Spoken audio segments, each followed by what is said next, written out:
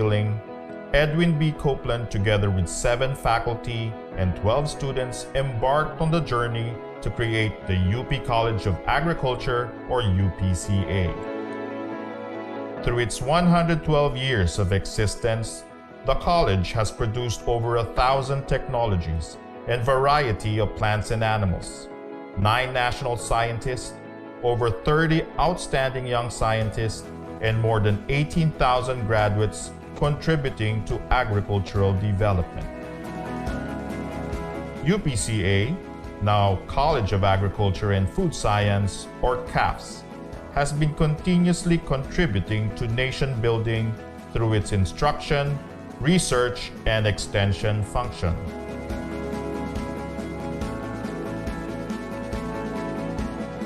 A mere 10 years after establishment, the college was able to start breeding works with the production of sugarcane varieties with high productivity and resistance to Fiji and mosaic disease. In the 1920s, the importance of agriculture was intensified, and UPCA was recognized as neighboring countries began sending their students to Los Baños because of the high quality of education. In the 1930s, breeds with superior characteristics, such as the Burkhala pig, Los Baños Cantonese chicken, and filament cattle were developed. The 1960s was a fruitful decade for research. Makapuno, a coconut cultivar often made into a dessert, was pioneered and perfected. Meanwhile, the Dairy Training and Research Institute was the first in the country to freeze buffalo semen, paving the way for artificial insemination of local carabaos. Along with the establishment of UPLB in the 70s, the college received the prestigious Ramon Magsaysay Award for International Understanding, Asia's counterpart for the Nobel Peace Prize. In the same decade, the C4 plants were developed. The soil test kits were produced in support of the Masagana 99 program, and the mango induction technique was introduced. Continuing the production of quality research outputs in the 1980s, techniques to minimize post-harvest losses, the accelerated fish sauce manufacturing process, and the rapid test kit for the detection of pesticide residue on vegetables were developed. The 1990s saw many new varieties across species or crop types, including Sinta papaya, the first Philippine-bred hybrid, UPLB Gold, a durian variety, and Doña Amelita, a musaenda named after the wife of former President Fidel Ramos. The award-winning National Corn-Based Farmer Scientist RDE Training Program, or FSTP, was also established around this time and still remains as one of the university's primary extension programs. In the field of instruction, the book titled Integrating Sustainable Agriculture in the BSA Curriculum, the UPLB College of Agriculture Experience, was published in 1999. At present, the College of Agriculture and Food Science, or CAFS, continues to be the premier institution of higher learning in agriculture and food science, and remains committed to nation building through its instruction, research, and extension programs. In order to produce the best graduates, all of our courses are outcomes-based education, and continuous improvement of the curriculum is being practiced to meet the challenges of the 21st century. As testament of excellence, CAFS is constantly recognized by different organizations. In research, we continue to implement relevant studies with focus on the 12 priority commodities to address food security. Moreover, technologies are constantly developed to aid in responsible food production. Supplementing these are extension activities to disseminate the knowledge generated to improve food productivity and livelihood of the people. We believe that present technologies will future-proof our food systems. Some of our notable developments are ID-Tech, Coragenam, Plant Health and Pest Clinic, Pest Management Tools and Techniques, Smarter Pest Identification Technology or SpeedTech, Snap Hydroponics, Drone Technology, Rapid Immunofilter Assay for Virus Indexing, Nanofertilizers Fertigrow, Orbogrow, Nanobiosensors, Biochar.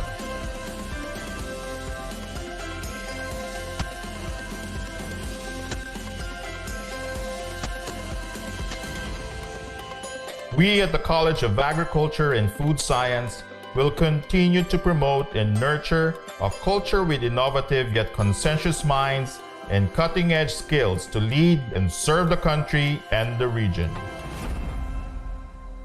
We are one college with one goal towards sustainable food systems.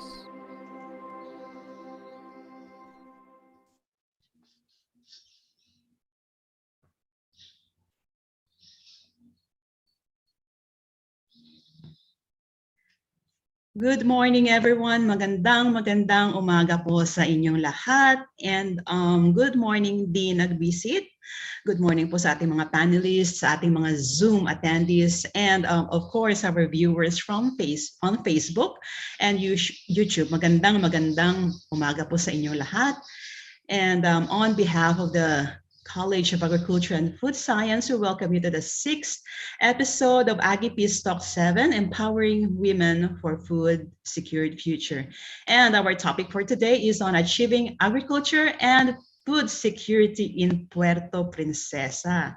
So yan po, Puerto Princesa, napakakilala po neto as a tourist destination po dito sa ating bansa. So paano nga ba nila na-achieve or ginagawa para ma-achieve itong food security? Sa kanila malalaman po natin mamaya.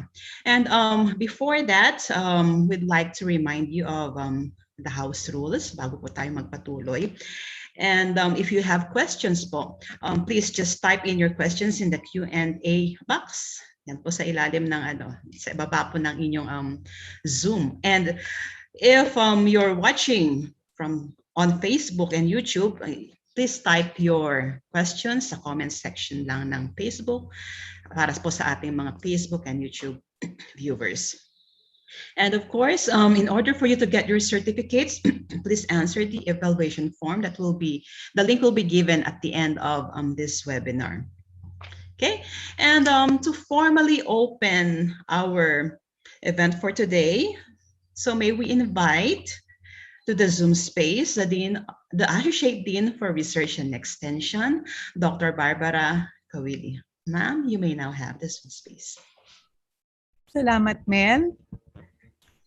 To our hardworking Dean, Dr. Elpidio M. Agbisit Jr., to Ms. Melissa Makasaep, our lovely and inspiring speaker for today, to the Dairy Training and Research Institute, headed by its director, Dr. Amado Angeles, to the webinar committee chaired by Dr. Pompe Santa Cruz, to all the guests and participants, to the men and women of the College of Agriculture and Food Science, a pleasant and empowered morning to all. On behalf of the College of Agriculture and Food Science, I wish to welcome you to the 6th episode of Season 7 of Aggie Peace Talk entitled Empowering Women for a Food Secured Future. Today, here with us is an empowered city agriculturist that will share her experiences and stories on how Puerto Princesa, a well-known tourist site, is thriving during pandemic in terms of agriculture. We will know their best practices, which we can adapt in our hometowns. In a way, can help us in securing food. To Ms. Makasaet, thank you for allotting us some of your precious time to inspire our participants and spread the advocacy of food securing our future. To all the participants, thank you for sparing 2 to 2 hours of your time. So we consider you our partners and forerunners of Philippine agriculture. So together, let us achieve zero hunger by producing our own food in our backyards with the help of the webinar offerings from CAPS. So Hiraya Manawari, and God bless us all. Back to you, Mel. Thank you very much, ma'am. And bago po natin mapakinggan po ang istorya po ng ating resource person, may I request all the panelists to turn on your camera so that we can have our photo op.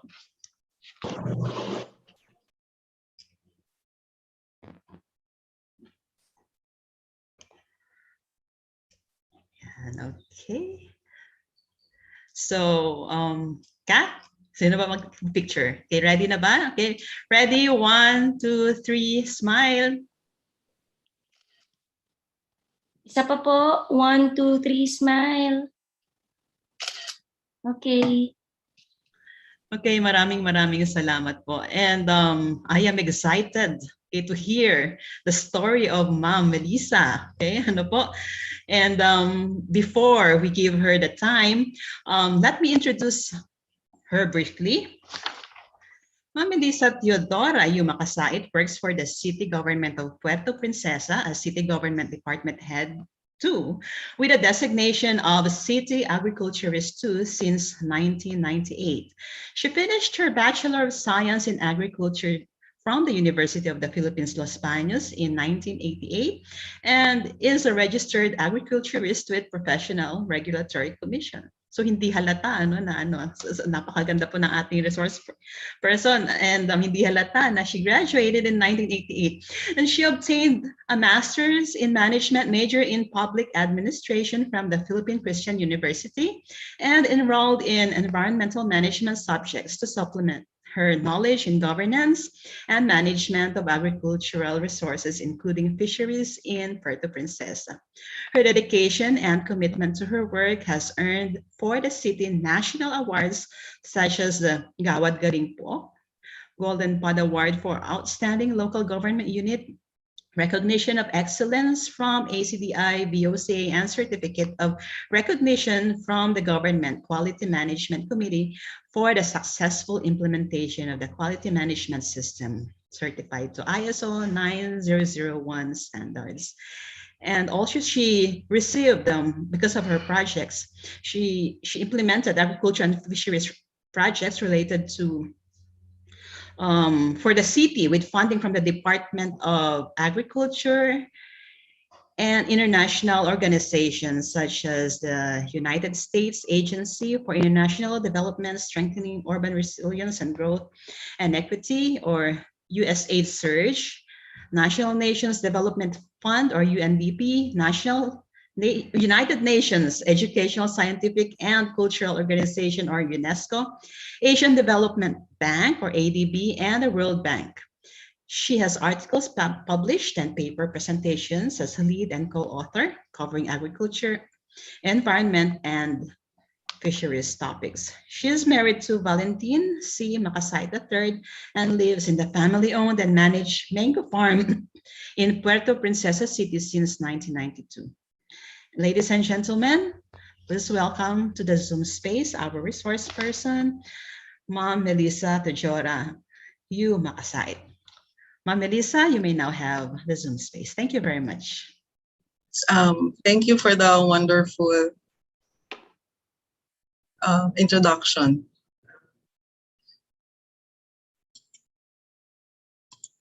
So let me just check on my presentation this morning.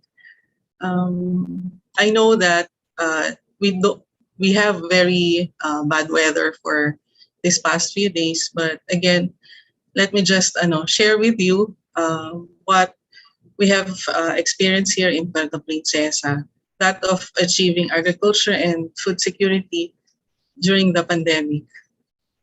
So last year, when we were barraged with a lot of news items tungkol sa COVID-19, at first parang hindi siya parang as generally parang hindi siya totoo or ang iniisip lang natin is that in 6 months matatapos ito.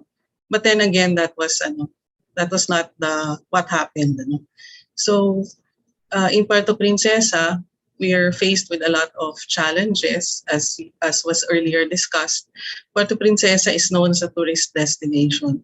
So you can just imagine what the effect it had on our economy and in Puerto Princesa and all the other displaced workers. So let me just share where we are. Puerto Princesa is in the middle of the long, narrow island, Palawan. We're in the middle. So you can say that it is also known as the gateway to Palawan.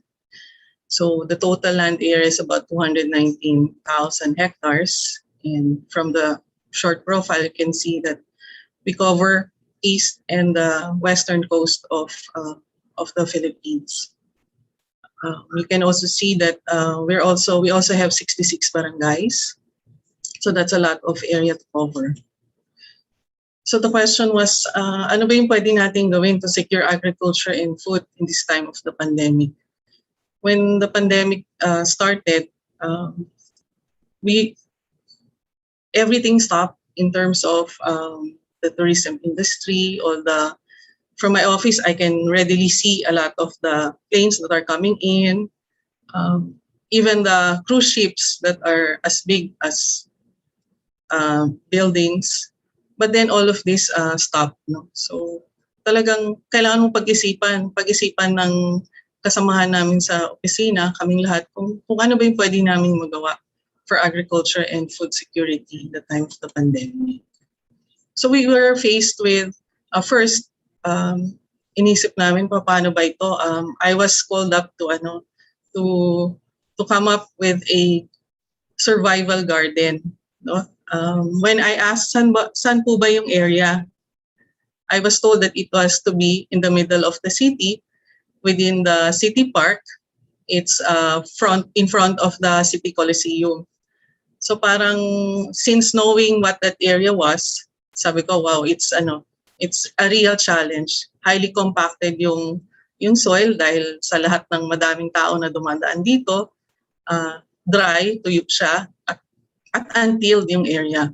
No? So, paano ka magka-come up ng isang survival garden or to make it very productive to plant vegetables in the area so that ang objective is that people or the households in Puerto Princesa can see that from a unproductive area, we can make a productive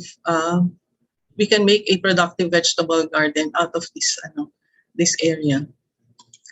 So, pinag-isipan mabuti kung paano ang gagawin para mas maipakita natin at ma-move forward natin yung agriculture and food production. So we thought of doing raised beds, the use of materials na discarded, or in other words, parang waste materials na siya, because we used yung mga tarpaulin na dati nang nagamit, and also mga buho materials that were also used in some other purpose.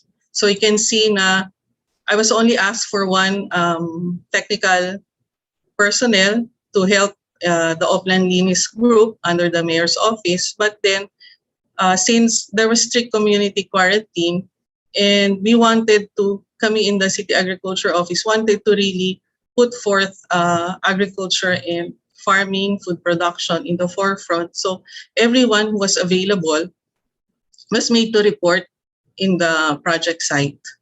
And we also realized that, sige, this is also the time for our contract of service or mga new graduates in agriculture to really be, to work in a practical mode, so to speak. So you can see a lot of the materials of the personnel that were involved. And the total area covers about 1,000 square meters. So we thought of planting leguminous crops so that it can help us for the nutrients for the soil. There was mga sitaw, okra, kamatis, patola, even papaya, and basil, kangkong, pechay, kamote. all the crops or mga vegetables that a regular household would be using. So in the end, no, you can see from our photos that we were able to transform this piece of area into something productive. In fact, it was the source of food for most of the government offices that were reporting in the City Coliseum, like the Disaster CDRRMO office, Oplanlinis office, and all others in the area. So immediately, pag meron silang mga meetings or organizational work, nakakakuha sila ng pwede nilang pang-ulam. No? So you can see how productive it was after a month of doing the work for transforming an unproductive area into a productive vegetable farm. You can see that there is also turmeric, there is lumabang, and all other mga kakailanganin mo na mga gulay in your everyday na paghahanda ng safe, nutritious food for the family. Maraming bumisita. In fact, nakakatuwa nga kasi it became a rallying point for some of the households na pwede pala nilang magaya kung paano nila makakapagtanim sa mga lugar na limitado ang space. So magandang magandang naging resulta para sa mga taga Puerto Princesa. Nagsimula din yung mga community gardens sa dalawa sa urban area in Barangay Unlad and Barangay San Jose, and one in a rural area, which is Barangay Salvacion. So you can see that also the community gardens became also the point where Barangay Council, the health workers, tanod, and purok leaders were doing their counterpart work in making sure that the gardens are productive. There's also meron pa ring naidagdag na aquaponics technology para sa Barangay Maunlad, na ito ay kanila talagang request na gusto nilang magkaroon at maidagdag sa kanilang community garden. There was also a harvest festival. Mga katabing barangay, mga katabing households ay sumali para sa pagbili ng mga gulay na nakita nila na itinanim, at talagang sila din ang nag-harvest. So nakakatuwa yung mga ganun na mga activities dahil nagkakaroon ng pagkakataon na magsama-sama pa rin, but practicing safe the health standards and protocols. Alam naman natin na kapag halaman ng pinag-uusapan natin ay it evokes a positive attitude para sa lahat. Ang naging kasunuran na tanong was, there was a meeting again for the local finance committee, and we were again tasked, ano ba yung what can agriculture do in terms of recovering from the pandemic. So we came up with a COVID-19 recovery food production support program that uses a production cluster approach. So we can see that since there was a question of baka wala nang dadating na mga barko, baka walang dalang mga gulay from the highland vegetables, so we thought of coming up with a pilot production of highland vegetables, and together with a community-based production to marketing of lowland vegetables through barangay clustering development and services. There's also another sub-project, which is the acquisition of farm tractors. So there were 8 units that form part of that, the tractor fleet. If for the information of everyone, meron din kasing ang Puerto Princesa na mga mini city halls. 4 ito. So the 8 units will be distributed within this area of responsibility for the mini city halls under the mayor's office. So we were thinking, paano ba yan?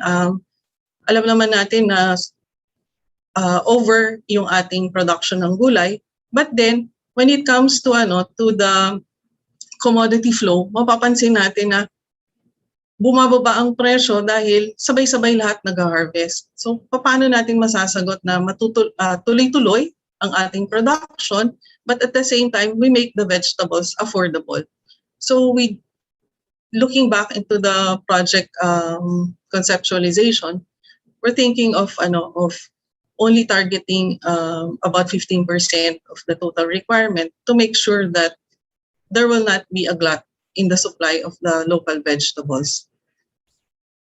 So in terms of marketing strategy, we were thinking of, tinitingnan natin na hindi natin to pwedeng dalahin sa traditional na markets, meaning yung mga palengke. Because there are already well-entrenched systems in place at alam naman natin at based on what has been happening, mataas ang na ipapatong ng mga sistema sa ating mga pamilihan at nakikita natin na binababa yung pagbili ng presyo sa ating mga producers or sa ating farmers. So we came up with, sige, let's do it we were calling it guerrilla strategy because we wanted to go through the mga talipapa, where the households are, in the barangays, in the not so traditional marketing places. So we were going through barangay marketing through Kadiwa. We also had a partner for online selling, and then selling also the vegetables to other municipalities in the north of Puerto Princesa and even southern Puerto Princesa. So meaning those were El Nido, Taytay, Rojas, San Vicente, even Coron, and in other like Aborlan and Nara. And then since face-to-face meetings, trainings were not going to happen, I requested USAID Surge to help us in having a digital platform or making our farmers associations, our producers, our cooperatives be known within to have their own online presence. And we were able to get the assistance of USAID Surge on this matter. And then we needed to have that advocacy and to inform everyone of we must have a campaign on grow local, buy local, and eat local. So we also came up with a request for a legislative support for our city council for ordinance for incentives for productive farms and idle land tax imposition to non-productive agricultural areas, which is understanding. So in effect, we were able to, the projects were approved and we started with community-based production to marketing of lowland vegetables during the third quarter of 2020. So we had 360 farmer partners. Our total target is about 90 hectares, but we only covered last year was 62 hectares and the rest was for 2021. We came up with 2 production clusters, which is important in having economies of scale and ensuring that the members in the cluster are members of the same association and they are more or less magkakalapit na farms para sa ganun nagkakakilalanan at alam nila kung ano yung schedule ng planting. If thinking about yung production planning for farming, parang kung isipin mo, ang dali lang yan. But in actual practice, kailangan mong siguraduhin na talagang merong pagkakaintindihan yung mga farmers na involved. Ang usual kasi natin na nangyayari based on our previous experiences was kung anong tinanim nung isang farmer, sabihin natin talong, yung kapitbahay niya, talong din na yung tatanim, magkakasabay ka agad yan. So we had to do and make them understand that kailangan meron tayong production planning dahil mas maganda para sa lahat na tuloy-tuloy ang production, stable ang price, but at the same time ay kumikita ang ating mga farmers. So the initial production was about 1.2 metric tons with based on the farm gate price only, about 15.4 million. And the rest was bought by buyers and traders. So it came on at a different production or selling platform. So mas mataas yun sa buyers and traders eventually. No? But then this made a difference because binibenta mo sa mga, kung nasaan ang households, nasaan ang mga farm, nasaan ang mga nangangailangan ng mga gulay, at given the effect on the local economy, malaking tulong ito to have affordable food. So you can see that we scheduled a harvest festival. Nakita nung ating mga farmers na our local officials are happy to see that everyone is doing their share in terms of coping up with the pandemic. You can see in the photos that I'm sharing that nandun na din yung classification, nandyan yung pagsasama-sama ng mga farmers to make sure that they have quality product. In the photo with us, you can see si Vice Mayor Nancy Socrates. We also have Kagawad, one of the members of the City Council, si Kagawad Elgin Damasco, who's also a radio media personality. So nakakatulong yun to let everyone know of what's happening in our production areas. For the pilot production of highland vegetables, alam naman natin at nakasanayan na ang pinanggagalingan sa buong Pilipinas ng highland vegetables are yung sa sa areas in CAR, usually Benguet.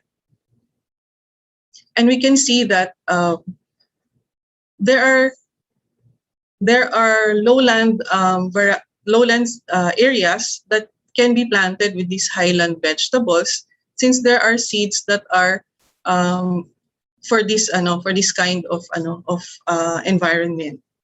And for Puerto Princesa, we were able to have pilot production of broccoli, sweet pepper. You can see the lettuce, cabbage, Chinese pechay, which were all planted by first-timer farmers. So makikita natin that we came up with 3 production cluster areas in 7 barangays.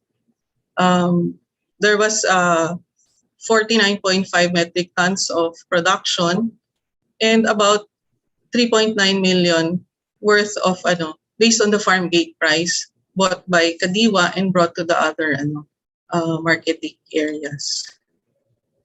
So you can see with us are our extension agriculturists who help come up with the project and implement it in the cluster areas.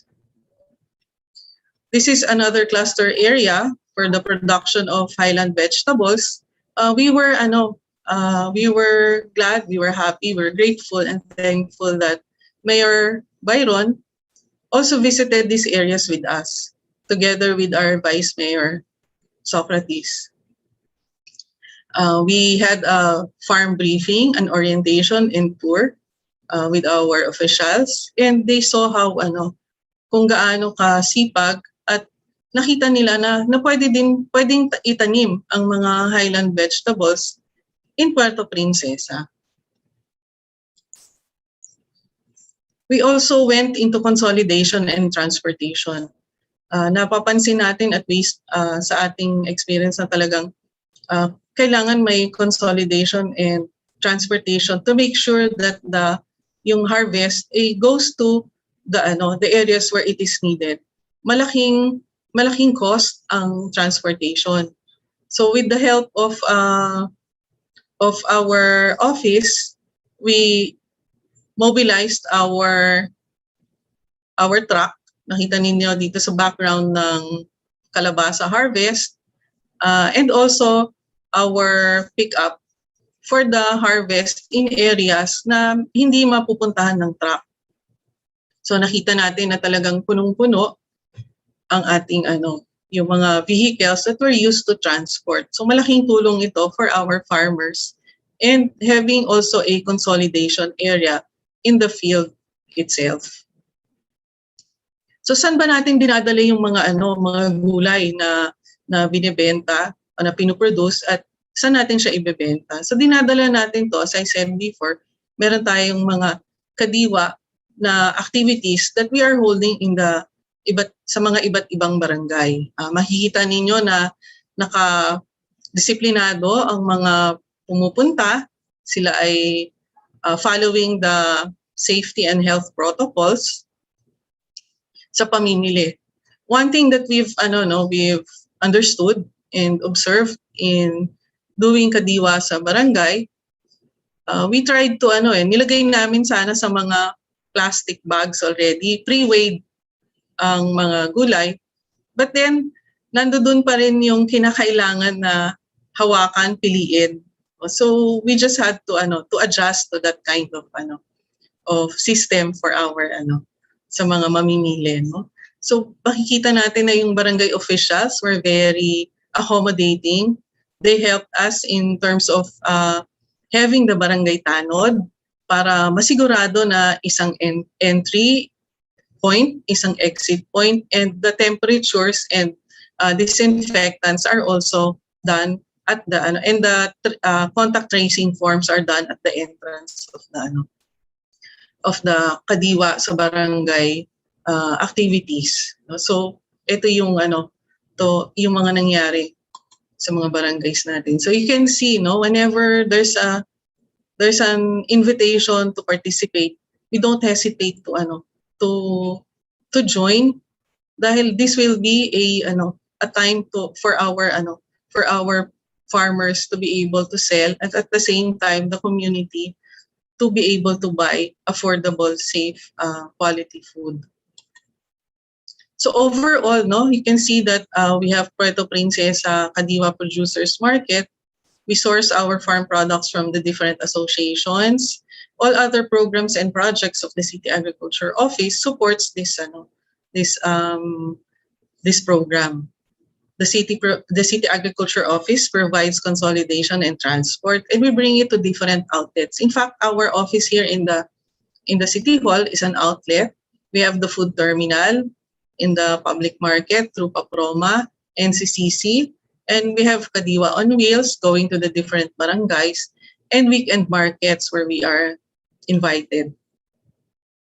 Kadiwa sa Barakalan, in cooperation with we were invited by the Chamber of Puerto Princesa Chamber of Commerce for 1 month, and then we also started a small outlet in the malls, a farmers market at NCCC together with our partners.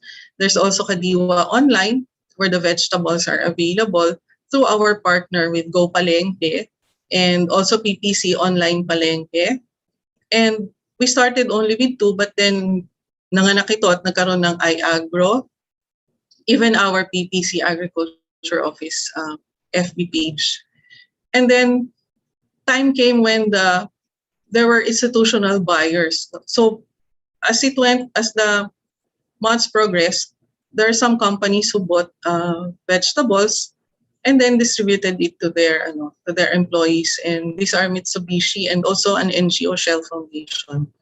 So in terms of Kadiwa support, we were requesting support from government agencies, non-government agencies in terms of capacity building. So one came in the form of a training online, boosting your business through Facebook, wherein our farmers associations were able to come up with their own Facebook pages to get the message out there that they are producing, that they are here for Puerto Princesa. And then the Department of Agriculture, Agribusiness and Marketing Assistance Service, we were following up what the programs are to make sure that we are also aligned. So overall, we had 58,000 kilos vegetables that were displayed and sold, 3.4 million, with about 63 Kadiwa activities done. And this made a difference in our producers and in our households who bought the vegetables. So as I was saying, our partners were Paproma. For values, which is an important part of an organization, we had Project Zacchaeus as our partner, giving values formation, orientation, and trainings. We started with PPC Online Palengke and Go Palengke, And now there's an added online market platform, which is Puerto Wet and Dry Market Online. iAgro is also another new partner through online and mall activities. So all in all, we're being supported. We're in partnership with all these organizations for our farmers and for our fishermen. So these are the activities, our Kadiwa partners, and the different Kadiwa outlets that we have. Farm Connect, iAgro, and then there's community stores in the different areas, the urban areas of Puerto Princesa. So overall, we're very grateful. Nakakataba ng puso na marinig mo na ang isang farmer president ng isang farmers association sa kanyang mga tinuring at sinabi niyang malaking tulong yung Kadiwa store sa kanila dahil hindi sila nahirapan sa pagbebenta ng kanilang produkto, tuloy-tuloy ang kanilang kita lalo na nung kasagsagan ng pandemic. So maraming salamat sa Department of Agriculture at sa City Agriculture Office dahil sa suporta sa mga magsasaka. So nagpapasalamat kami at ito yung nagbibigay inspirasyon sa atin in terms of working to be of service to our farmers and to our fishermen. We are also supporting agripreneurs. So there are several of them, but I picked out a few na para makita natin at makilala nyo rin sila sa pamamagitan nitong presentation na to. So one is a young farmer, si Kiko Polizon. His parents were also farmers in Barangay Manalo. He used to be working as an employee in City Hall, but then he opted to go back to his farm and then produce salted eggs. The eggs are produced by his he has a duck farm, and he processes it into salted eggs. And our Kadiwa here in City Hall is one of his outlets. So we're very happy to have him as a young farmer involved in agriculture in Puerto Princesa City. Next is Farm Bihira. They're also a producer of naturally grown fruits and vegetables, and they specialize in production of chili, which they process into jelly and other products. They are also producing mga different kinds of leafy green for salad vegetables, and also blue ternate flowers, and calamansi concentrate. So they are also present in the Kadiwa activities and weekend markets that we also participate in. We also have Farmers Cashew Palawan. This is another positive story since itong mag-asawa na si Ruth and Dexter Acantilado, they form part of our Paproma Association in the food terminal. In one of the USAID activities on Women's Global Development and Prosperity Project, nakatabi nila yung isa din nating farmer who produces cashew, and she was saying na kulang yung aming mga buyers ngayon, marami pa kaming supply. Pwede kaya tayong magkatulungan? And then they easily they started buying the cashew products of one of our RICs in Lamugan, and then they started to sell it online. At from just 3 kilos, 5 kilos, they were able to build that market online for the cashew of produced here in Puerto Princesa.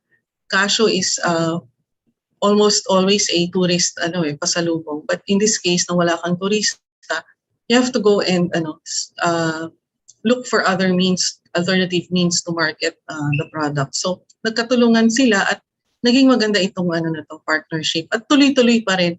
So if you see this online, Shopee and Lazada, Farmers Cashew Palawan, this you are helping a lot of our cashew farmers.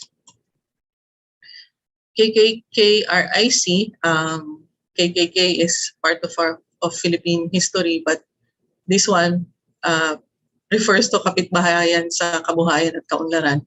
Rural Improvement Club that is based in Barangay Tagburos. So this women's group produces lamayo or a semi-dried fish using danggit. They specialize in this one at they have they still continue tuloy-tuloy yung kanilang produce pagpo-process ng lamayo para sa maibenta sa mga taga Puerto Princesa. So this is malaking tulong sa mga kababaihan ng Barangay Tagburos. So next is the continuation of the Gintong Butil Agri Farm. This is about 15 hectares located in the Barangay Santa Lucia, or known as the environmental estate of city government of Puerto Princesa. This started as a hybrid rice production area, and after hybrid rice production, we went into transforming the Gintong Butil Agri Farm into a seed and scion grove area for cashew, for mango, and other plantation crops. Then came that the transformation to agritourism and incorporation of natural farming into the agri farm. So you can see that there are several farm components for the Gintong Butil Agri Farm. There's natural vegetable seed production for households, for those who are wanting to plant naturally produced vegetable seeds. It is open pollinated varieties, so you can plant it again. So there's the usual yung gulay na kinakain at niluluto ng isang pamilya. From the area, there's also an area for orchard and plantation crops. For kasoy, we have the 5 promising varieties in the area. There's also a flower garden, farm animal raising, herbs and spice garden. For herb crops used to just be as alternative medicine for families, but now we can see the trend that it's now used in cooking. It's now an essential part of the culinary world, even for residents here in Puerto Princesa and Palawan. So the flowers, it also provides as control for pests in vegetable production. There's also an urban garden demo, or a containerized garden farm area, rather, where urban families can visit and then serve as a model to what they can do in their limited spaces in the urban barangays. There's fertilizer and biopesticide production for compost, vermiculture, and we have an aquaponics or system in place. Also, those who mga bumibisita can also follow and do it in their own areas. We have a demo farm for tilapia in the area. There's a plant nursery and other enhancements. No? So during the last year's community quarantines, and after the people were allowed to go out, maraming bumisita dito sa Gintong Butil Agri Farm. All the tourist destinations were closed, but we opened the Gintong Butil Agri Farm. We requested assistance to ensure that minimum safety health protocols are practiced. Maraming pumunta, maraming bumisita, maraming nakita namin na interesado na to to replicate whatever they see in Gintong Butil Agri Farm in their own farms and in their own backyards. I was saying about other enhancements, and this included pocket parks and signages. To be able to get the attention and the interest of the millennials, of the young people to be involved in agriculture, we have a Hugot Park. This is a park within the Gintong Butil Agri Farm in the plantation crops area. So kung mapapansin nyo, maraming nakalagay na mga positive na quotations, sayings about agriculture. And this helps people to think about going back to farming, producing their own food, and helping our farmers.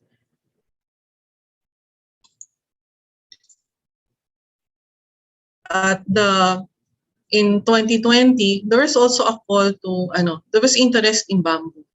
So ang ginawa namin is to get consultation from stakeholders, from key people, and then we were able to include and to add bamboo garden and park demo within the Gintong Butil Agri Farm. So this was just last year. We started last year planting of identified varieties of bamboo. And please take note of the bamboo bridge that you see on the slide later on.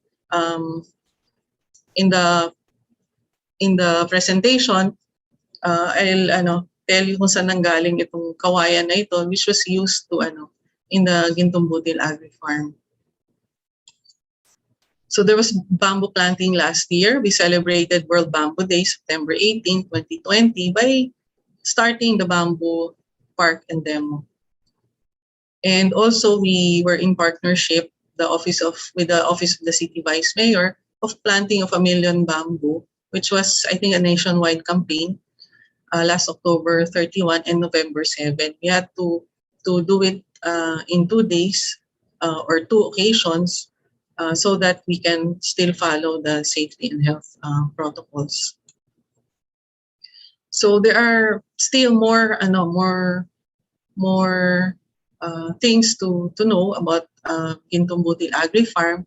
So please do visit the page of Gintong Butil Agri Farm and share with us your comments, and so that we can still improve Gintong Butil Agri Farm and how we can still help people to go back to farming and food production.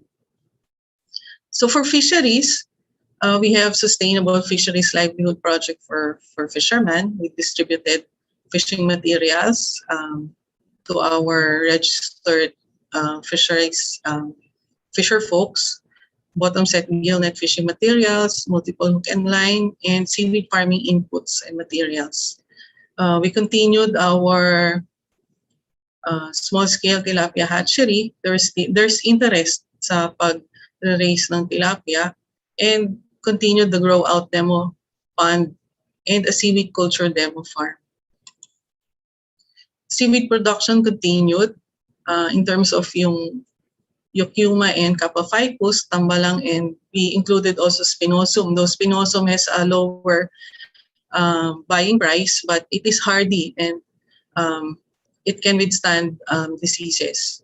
So magandang siya, pang backup for income for our seaweed growers. If you will notice, we have Caulerpa or Lato. Lato used to be just coming from the northern Palawan, Northern Island Municipality. But then we started a demo farm to plant it here in Puerto Princesa, and it took off. Merong isang grupo ng seaweed growers who specialize in planting lato, so it's now available year-round.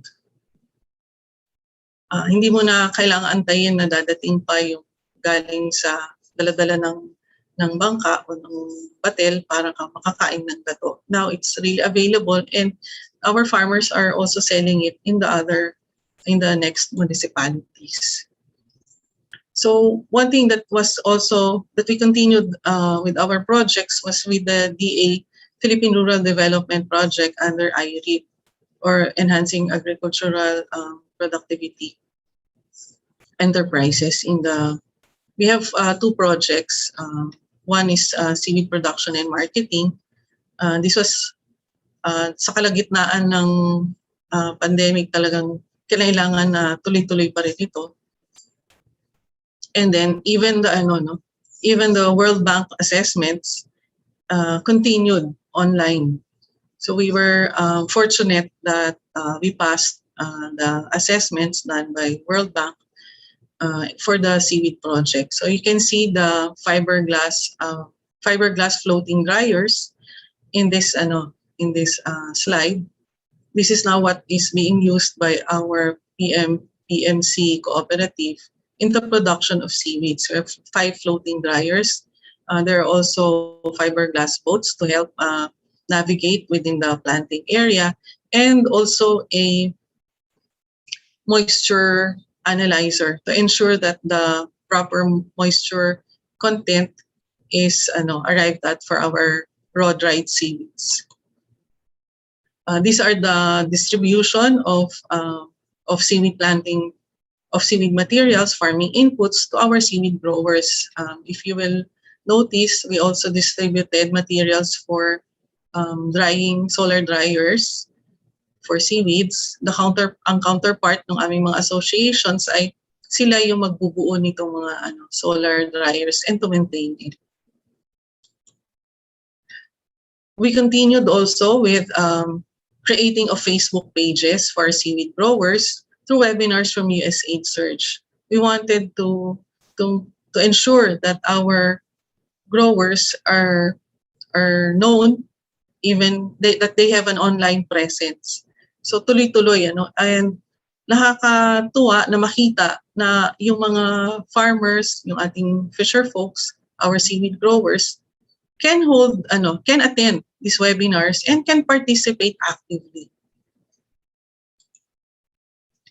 Napakahalaga ng social media presence to get the message out there that we are present, we are working, we are here to support and to assist in agriculture and food production.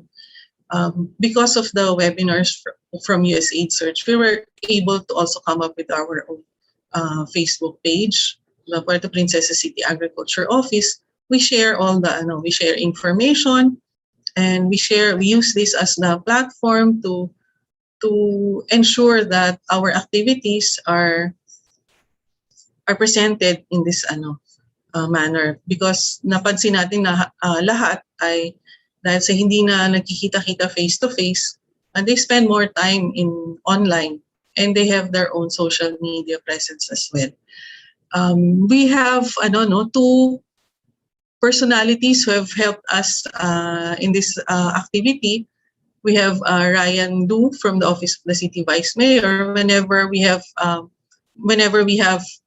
deliveries ng mga gulay, umaakyat siya, and then he posts it in his page, and true enough, in a few minutes, marami nang umaakyat at bumibili ng mga gulay dito sa office. And also Vice Mayor Nancy Socrates, she also posts about the kadiwa, about the produce of our farmers, which helps us get the message out there.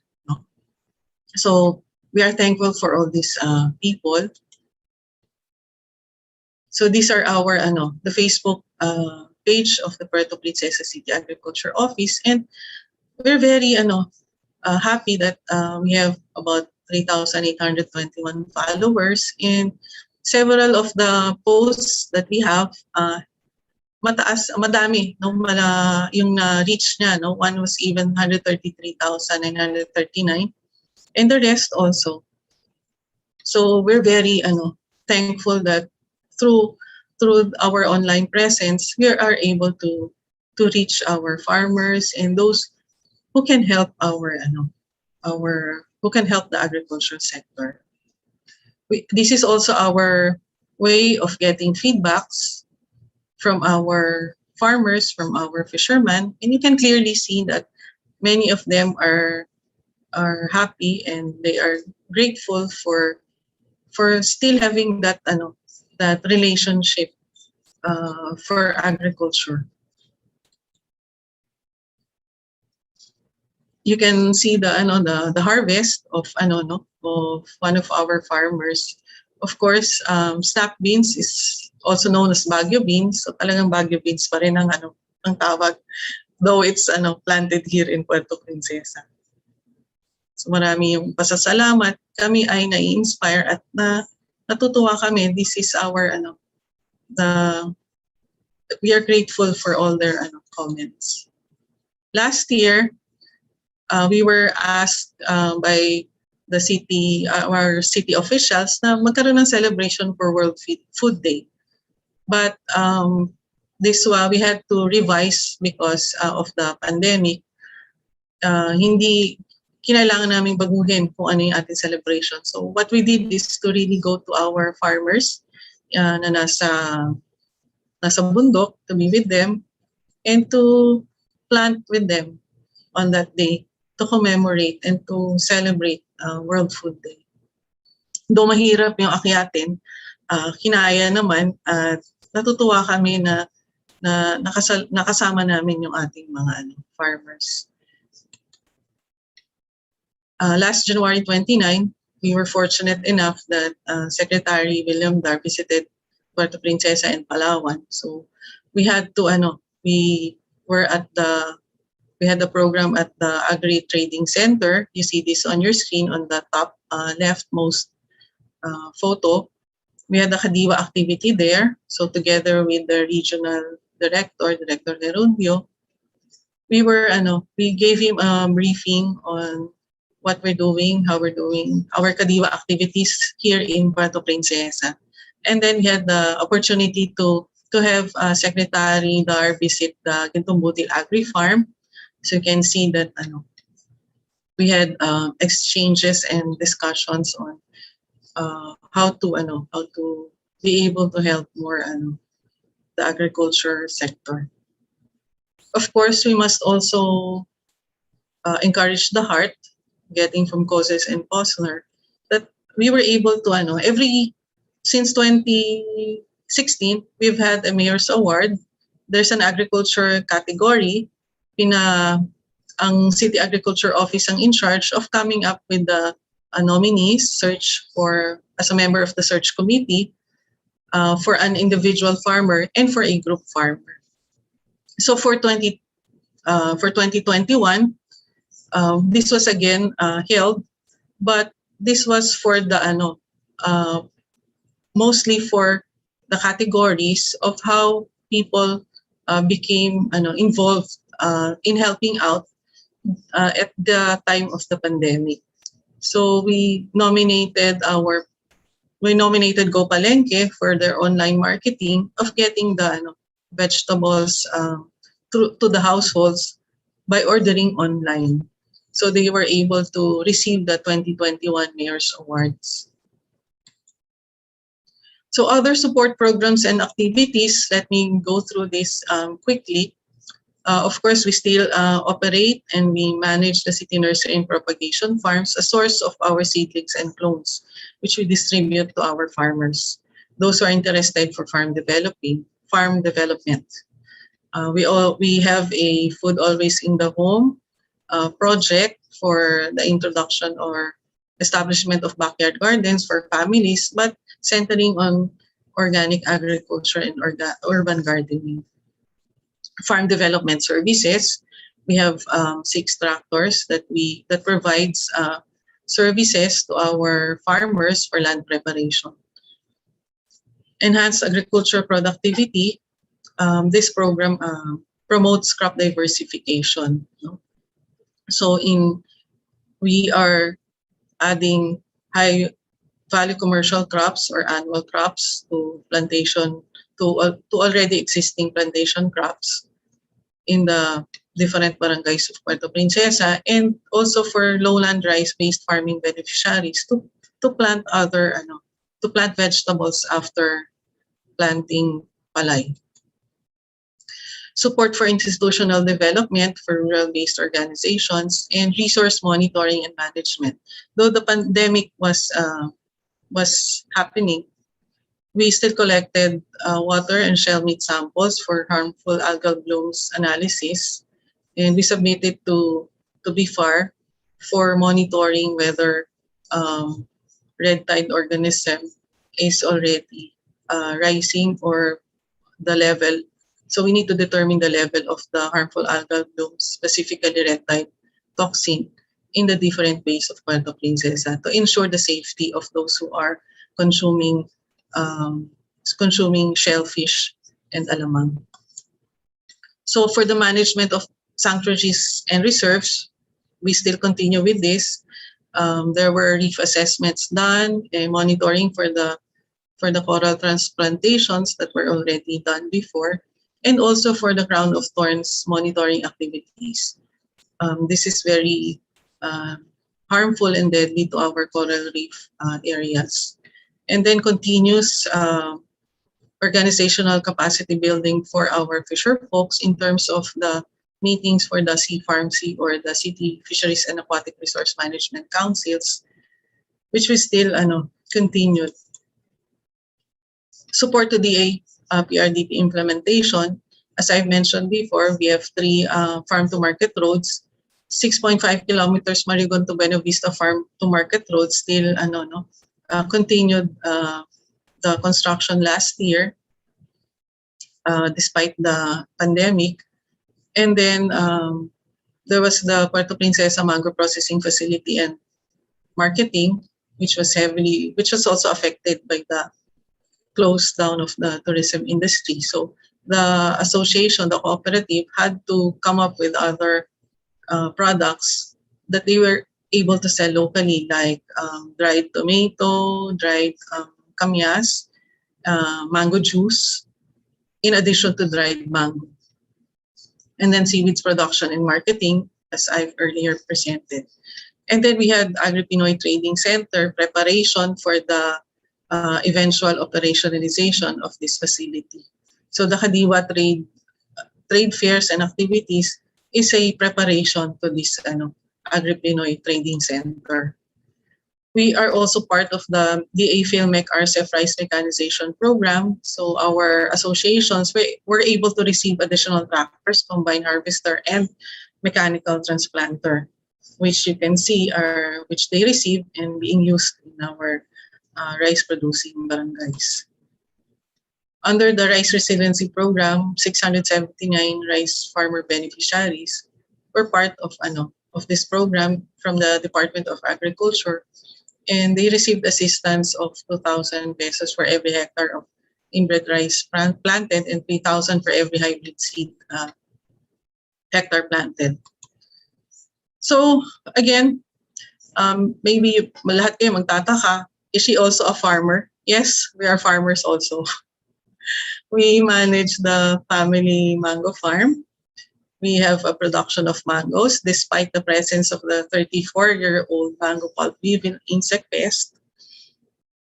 But with the help of specialists, entomologists like Dr. Ray Velasco, the former chancellor of UPLB, and Dr. Celia Medina, we were able to overcome this the mango pulp weevil by producing mangoes that are free from the pest, and at the same time we can do scanning for the mangoes and determine which ones are infested with the pulp weevil, which we separate from those that are negative from the mango fruits, which we can sell na pwedeng ibenta sa ating mga consumers. So our production is from April to June and one in October to December.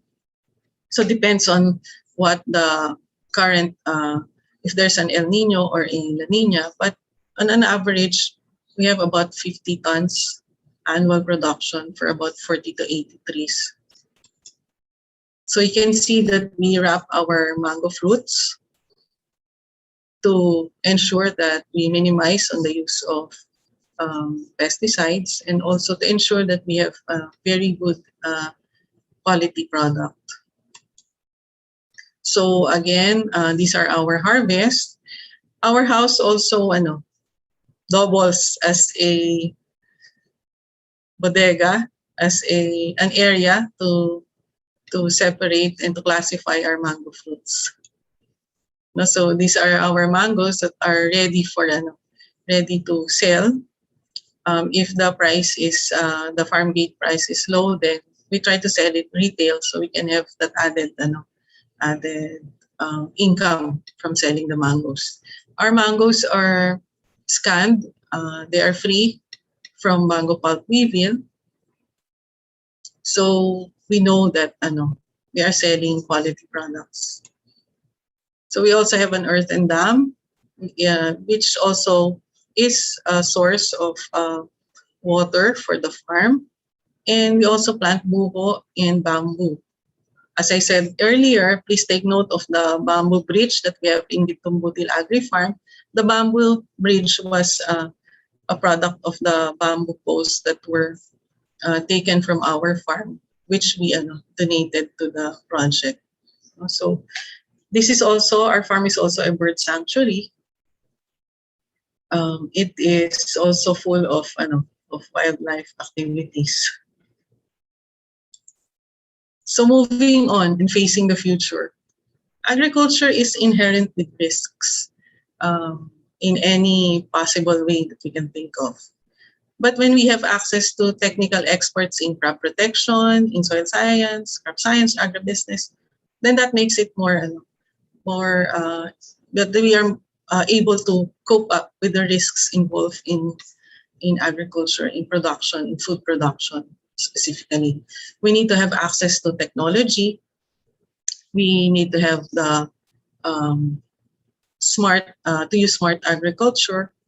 Maybe in the next few months, we might be able to access user-friendly technologies to help out our agricultural extension unit. And access to inputs, we need to have access to what are the new varieties of vegetables. Our buying public, our households, our consumers are now they know what they want in terms of the quality of the vegetables and fruits, and so we have to be updated with what's out there in terms of the new varieties. Pinipili na ngayon ng mga mamimili kung ano yung gusto nilang bilhin na mga gulay, mga prutas na talagang kinakailangan na makikita yung quality. So access to technology and inputs plays a very important role in this factor. We must have committed agriculture graduates, at the same time practitioners, because yun ang kinakailangan ng farmers natin.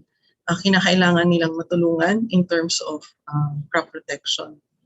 Itong pagbabago ng panahon brings in new challenges in terms of diseases, of pests, and we need to be updated in knowledge of overcoming these new pests and diseases that we encounter in the field.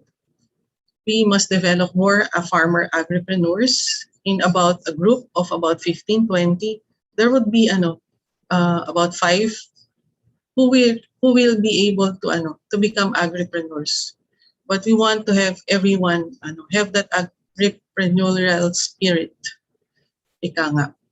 So possibly, why not? Baka naman pwedeng i-adopt ng ang Puerto Princesa ng UPLB through a MOA or a Memorandum of Understanding to be able to help access specialists in the various fields of agriculture.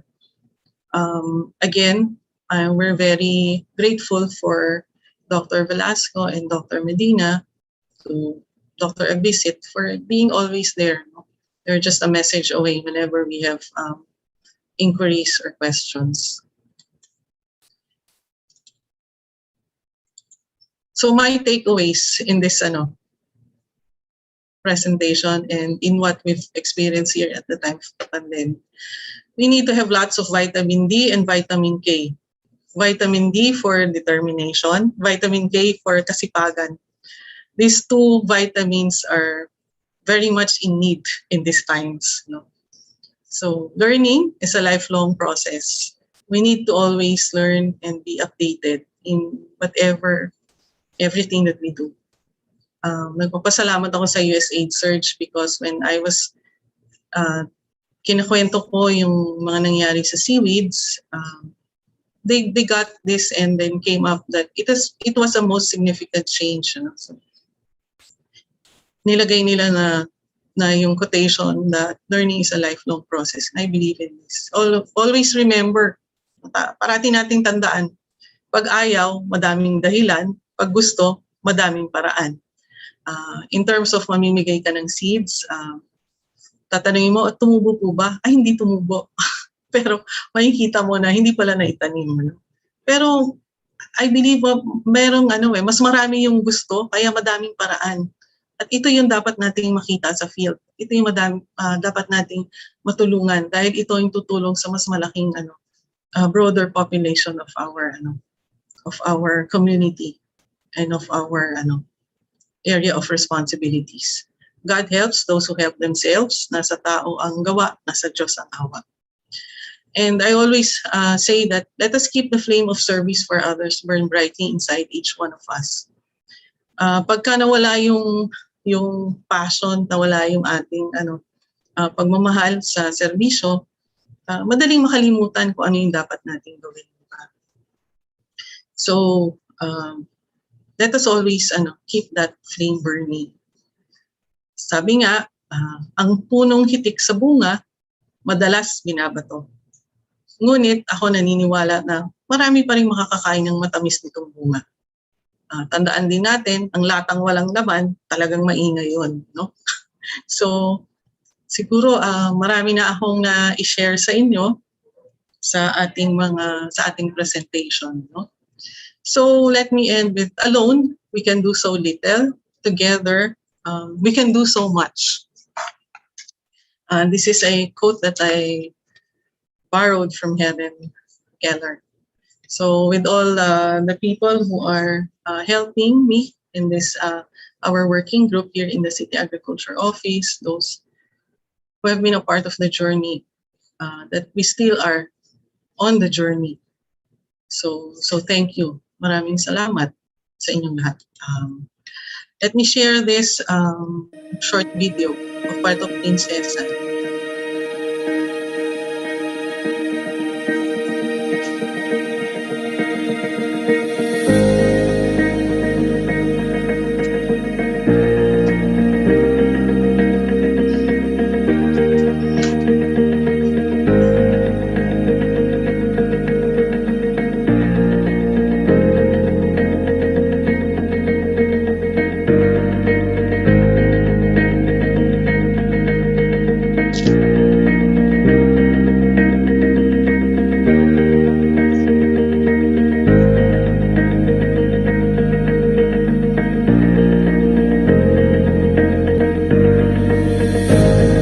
So again, let me take this opportunity to thank our working group in the City Agriculture Office, for my family and friends, for my classmates, my batchmates, my brothers and sisters, each one of you for your untiring support. Let us, the leadership of the city government of Puerto Princesa, our city mayor, for your Mayor Nancy Socrates and the city councilors, my co-workers, for your trust and confidence in being able to do and implement all these programs, these projects, and activities. Maraming salamat. And also to our stakeholders, our farmers, our fishermen, those involved in every segment of agriculture, the value system, members of the academy, everyone. You are our inspiration. Let us continue our work together to make and move forward agriculture, food security in this time of the pandemic. Marami pa tayong dapat magawa. So pagtutulungan, marami malayo ang ating mga.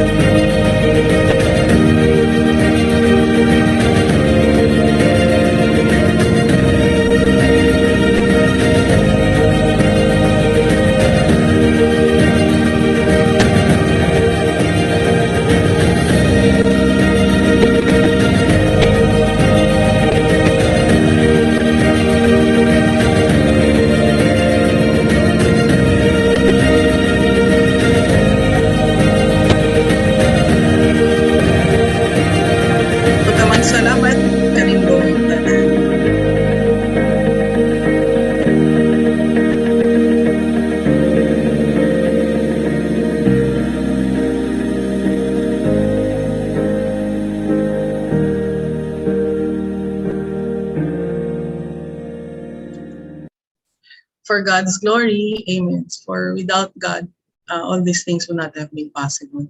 So again, maraming salamat po for listening, for sharing, for listening to my presentation, for watching, and for your active participation in this presentation. So muli po, maraming salamat. Thank you very much po, Ma'am Melissa. So napaka-inspiring po. Ano po, para po siyang siguro gamitin natin yung seed analogy, no? Pag nagtanim ka ng isang seed, so may potential siya mag-produce ng mas marami pang seeds at mas dumami pa ito kapag tinanim pa yung mga seeds na iyon.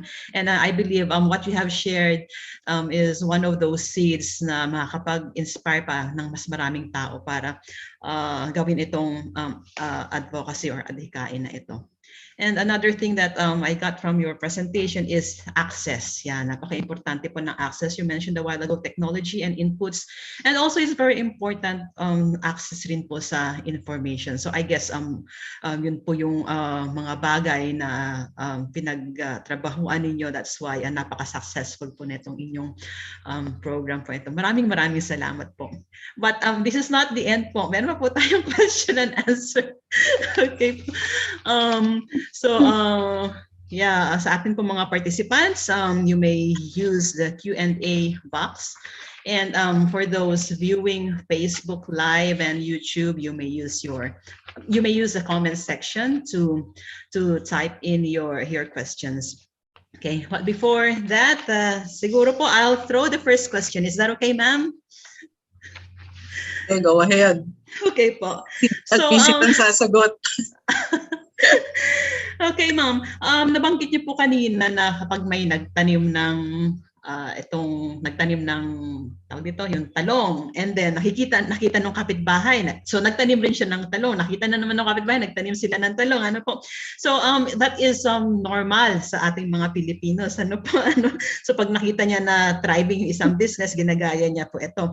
Now my question is, how did you break this barrier? Ano po yung experience po ninyo? At sabi niyo nga po, nung instead na magtanim siya ng talong, in-encourage niyo po na iba ang itanim niya. So how did you break this culture natin in your area po? So nandoon yung I have a program manager for lowland vegetables for production programming. Madalas mo parati yung na-reject sa mga trade, pero how do you really do it on the ground, ano? So nandoon yung yung pakikipagkaroon ng isa munang demonstration farm, isa munang crop yung tinanim nyo, example watermelon. So in this case last year watermelon yung pakwan yung tinanim, tapos nandoon yung kailangan yung trust between the agriculturists and the farmers. So napakahalaga nun. So nung nakita ng grupo ng farmers na yun na kumita sila, so they were willing to try yung production program. Hindi muna sabay-sabay na magtatanim. Nabuo yung asosasyon na tinitingnan nila, ano na ba yung tinanim ng isa? Ito na yung schedule mo. After 2 weeks, ikaw naman ang mag-sow ng ng seeds mo. Ito naman ang susunod. So nagkaroon ngayon ng pag-uusap, yung pagkakaintindihan na hindi dapat sabay-sabay para yung presyo din ay hindi rin maging erratic, di ba? Kapag lahat nag-harvest ay napakababa ng presyo, halos hihingin na lang. So ngayon tuloy-tuloy yun ang naging naging objective dun sa production planning, production programming. Thank you very much, ma'am. So it seems na napaka-active po nung extension arm po ninyo. So importante talaga na may communication. Po? Tama po ba? Kailangan farmers na magkaintindihan, na makita ng mga farmers kung ano yung pagpapahalaga din ng agriculturist. Kasi hindi din lahat ay pare-pareho ang tinatawag ko nga na that flame that burns inside of you for extension work. So yun yung kailangan natin makita. Yun ang kailangan na makita ng farmers at madama nila. Yes. Yeah, tama po, ma'am. Thank you very much po. May iba pa po bang mga tanong sa ating viewers from Facebook and YouTube and sa Zoom? Kasi kung wala pa, I have a second question. Parang po. tinutuo mo na ano to final exam. Hindi naman po. Hindi po. Na-mention nyo kanina, which is very interesting na po yung, and even the advocacy siguro sa ating bansa na po, we have the grow local, buy local, eat local. And sa Palawan po, to what extent po ito na-achieve? So meron pa po ba kayong ini-import or talagang what is the percentage na achieve po itong locally produced? Last year kasi nahirapan yung mga barko. Syempre there will always be well entrenched na itong system ng ng pag-import because there will always be businessmen involved in this system. So ang kinakailangan natin dito na to get the message out there na meron tayong local production, meron tayong pinoproduce sa Puerto Princesa, meron tayong pinoproduce sa Palawan. So ngayon nandun yung di ba, yung trend na gusto mo nang makilala kung sino yung nagpo-produce ng food mo, ng pagkain mo, sino yung nagtatanim. So magandang magandang pagbabago ng pananaw ng mga namimili, ng mga households natin na gusto nilang makilala at sino ba to? Saan ba to galing? So as always, there has to be that ng explanation, na information. Ito ay tinanim ito sa barangay Inagawan, ito ay tinanim sa barangay Santa Lourdes, and people are willing to help our farmers. Ang farmers naman natin, gusto din nilang makapagbenta ng affordable na pagkain sa ating mga households. So nagkakatulungan in that sense. Yeah. Thank you very much po. And isa rin dong po para masabi kung na talagang active kayo, ito ay galing sa gantong barangay, is yung engagement po sa social media din. Kasama rin po yun. And yes po. So may I know po yung social engagement po ng farmers themselves. Okay? Marami rin po ba talaga na kumbaga high-tech na po ba ang ating mga farmers, so to say? Yun yung doon ako natutuwa at I'm very thankful na yung mga farmers natin, our fisher folks, when we have webinars, they are very much engaged. Of course may mga minsan naka-on na yung microphones nila and everything, but you can see that they are very much actively participating. No matter how hard the signal is, hahanap yan sila ng paraan na makakuha sila ng signal.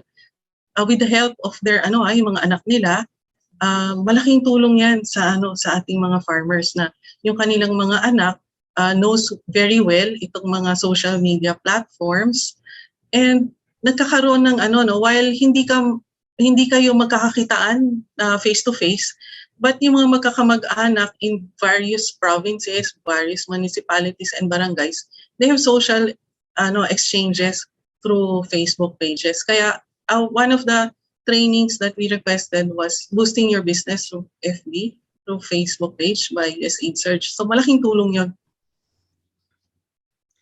Thank you very much. Akala natin na pag na-lockdown parang secluded lang tayo sa sarili. Pero this was an opportunity para mas mapalawak pa yung ating adhikain, yung ating ipakilala sa mundo yung ating ginagawa na kaya natin gawin as Filipinos. Okay?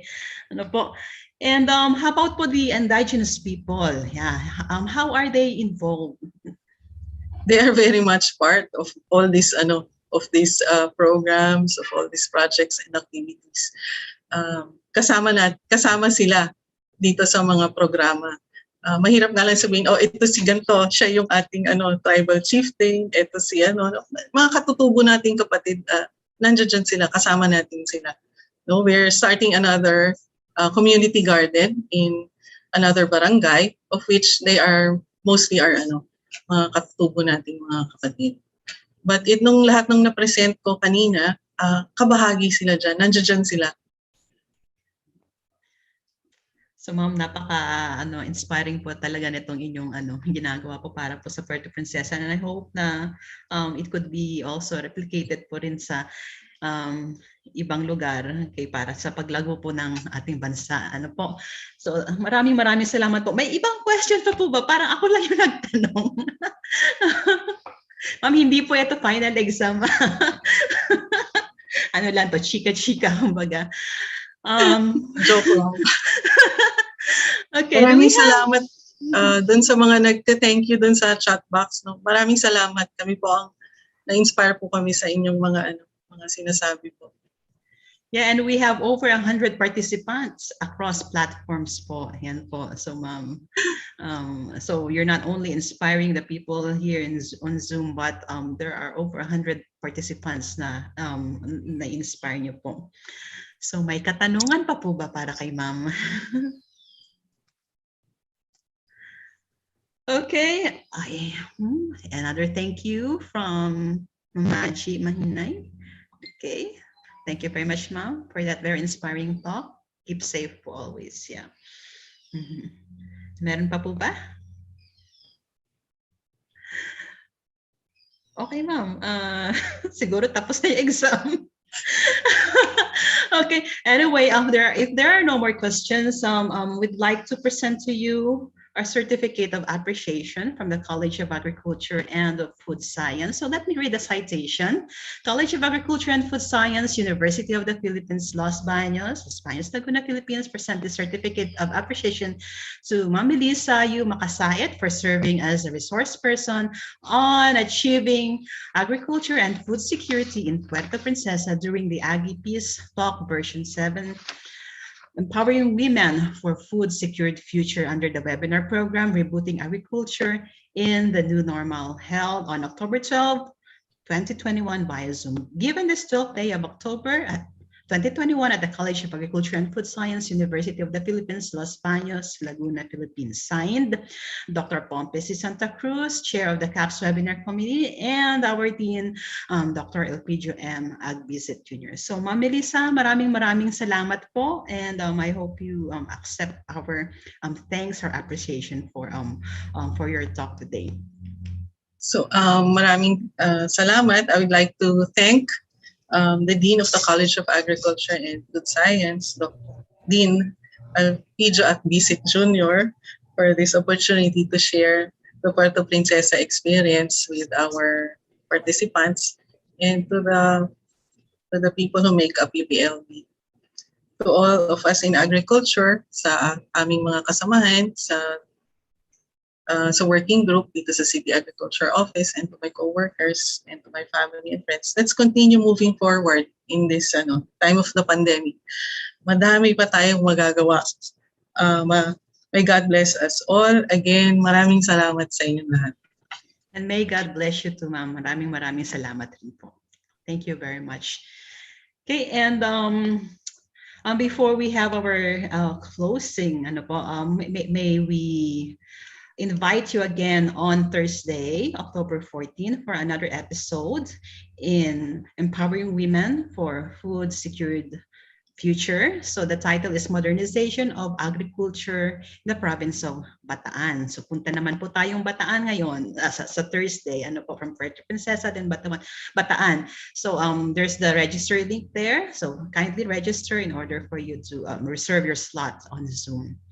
So to formally close this session, may we invite to the Zoom space the head of the Information Management and Technical Services Unit of the Institute of Animal Science. She is the University Extension Specialist there, Dr. Nenita De Castro. Tita Nenen, you may now have the Zoom space.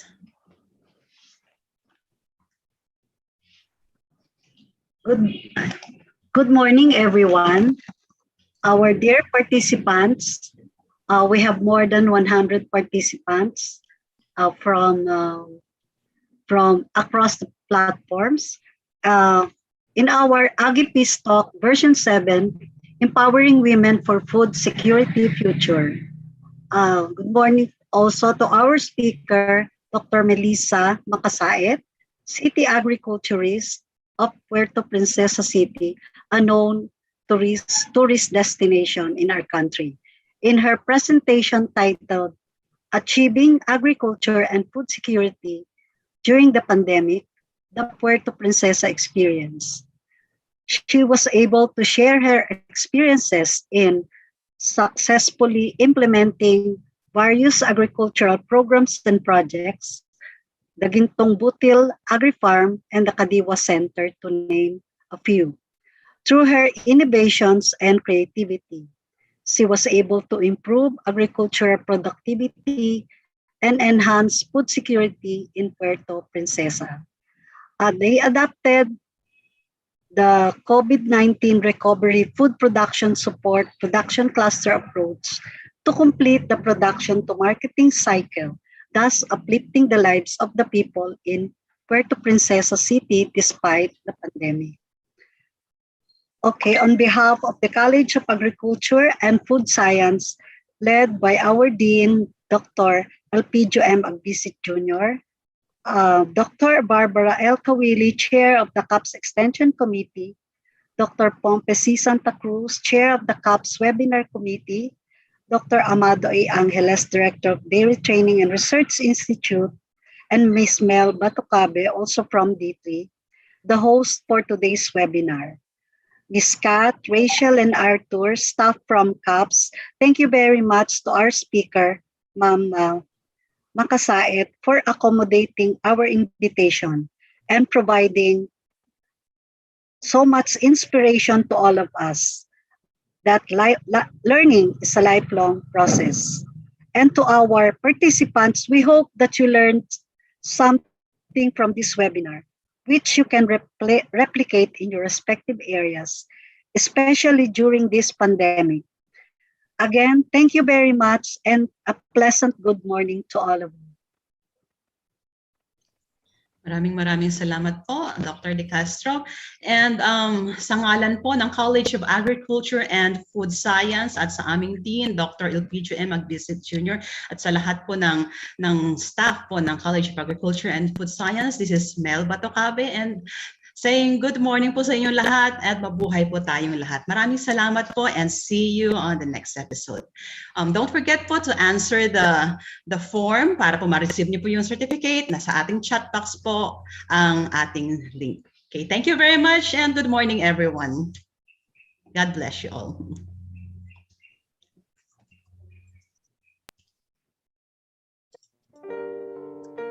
So thank you. Thank you, Ma'am Mel, sa... Thank you, Ma'am Elisa. See you. I hope to see you sa Palawan soon. Oh, yes, please. Sige. Pag pumunta ako doon, bisitahin kita. Thank you very much. We love thy fields and pastures where our daily work is done. And nature's endless secrets are unraveled one by one. Agriculture college dear, devoted sons will ever be. Unceasing inspiration do we always draw from thee. We come from all the regions of this eastern island fair, and trustingly we place ourselves in thy protecting care.